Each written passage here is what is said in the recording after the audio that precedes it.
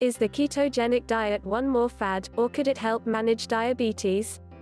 Figuring out a diet that fuels our body's needs and keeps us healthy without sacrificing taste is a daunting task for anyone. Factor in diabetes and this task can suddenly seem like an insurmountable obstacle overcome only by the most health-conscious fitness guru.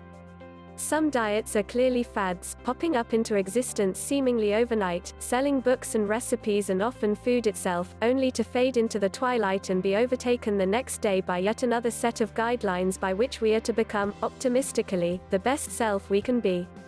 There are seemingly endless options to curate a diet to meet every notion or need. However, those living with diabetes may find that these diets don't always work to balance glycemic control and blood sugar. So what about the ketogenic diet? Is it a fad that will one day be supplanted by the next newest way to eat, or will the science behind it ensure it keeps a lifelong and loyal following? And if the latter, what role can it play in the lives of those living with diabetes? Emergen-c ketogenic diets were first proposed as a way to control epileptic seizures in children. Before keto diets, epileptics often fasted to reduce seizures, so the keto diet offered a less restrictive alternative. Though effective, the diet was mostly supplanted by medications, except in a segment of the population suffering from epilepsy that cannot control it with medicine, and for them, the ketogenic diet has had great success.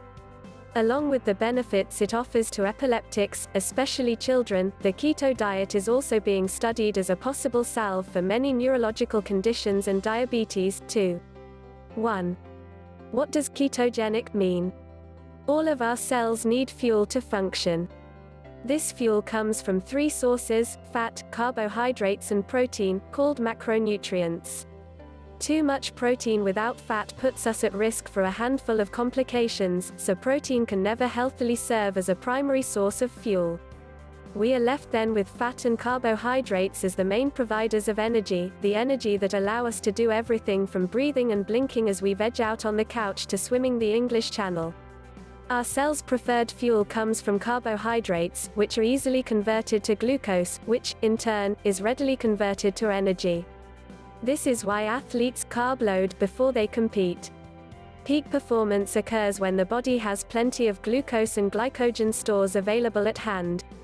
When glycogen runs out, that's when the body turns to fat. When there is no more blood sugar for our cells to consume, they seek an alternative form of energy.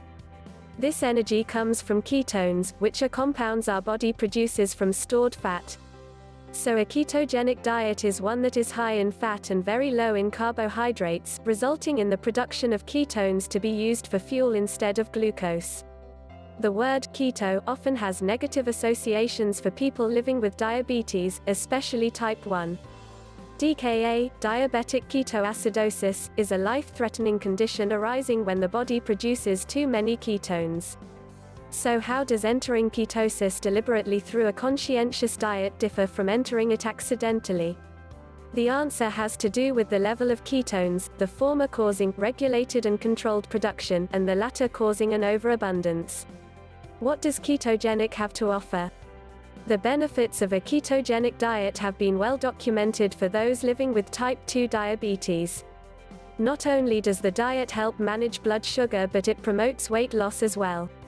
The results for those living with type 1 are less conclusive. Many studies tend to address low-carb diets like Paleo and Atkins, which focus more on types of low-carb food to eat, unlike a keto diet, which pays close attention to macronutrients and staying in ketosis.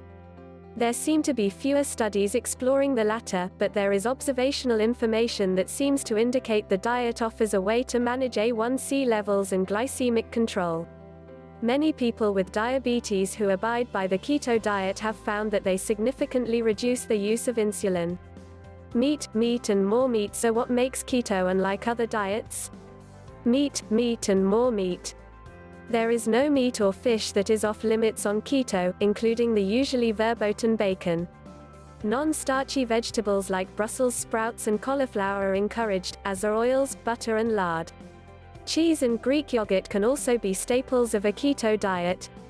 However, this diet isn't for everyone.